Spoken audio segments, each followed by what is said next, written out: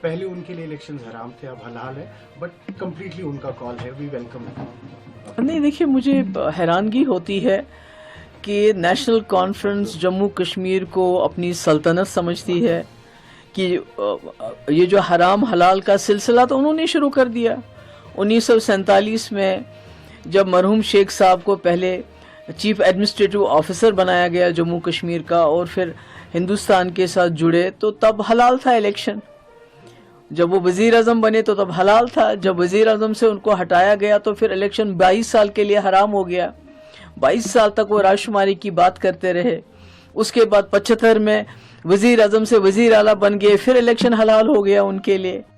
اور اس کے بعد 87 میں جب یہاں جماعت اسلامی اور دوسری جماعت اسلامی کوئی پہلی بار الیکشن نہیں لڑ رہی ہے، سید علی شاہ گیلانی صاحب مرحوم بہت پہلے سے الیکشن پروسیس کا حصہ تھے، مگر 87 میں حلال کو حرام کس نے بنایا ہے جماعت کے لیے الیکشن کو، یا دوسری جماعتوں کے لیے، یا مف کے لیے؟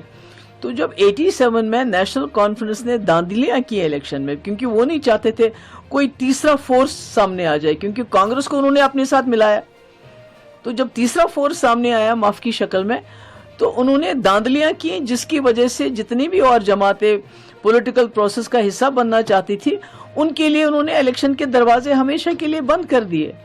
اور تب سے یہ جو حلال حرام کا سلسلہ تو انہی کا شروع کیا گیا. 22 سال تو یہ لوگ الیکشن میں حصہ ہی نہیں لے رہے تھے، کہہ رہے تھے ہم نے رائے شماری کرانی ہے، ہم نے جموں کشمیر کو آزاد کرنا ہے، ہم نے پاکستان کے ساتھ جانا ہے، اور الیکشن لڑنا حرام ہے.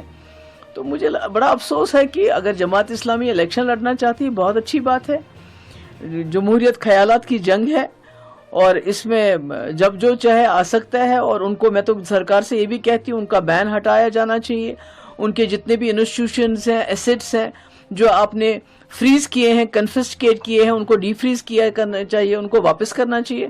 تو یہ بڑا افسوس والا بیان ہے یہ حلال حرام الیکشن کو کے بارے میں کہنا. تو مجھے لگتا ہے یہ نیشنل کانفرنس کا ہی ہے، انہی کا ہے یہ کال رہا ہے کہ جب ان کو کرسی ملتی ہے تو الیکشن حلال ہو جاتے ہیں، جب کرسی چھوٹ جاتی ہے تو الیکشن حرام ہو جاتے ہیں.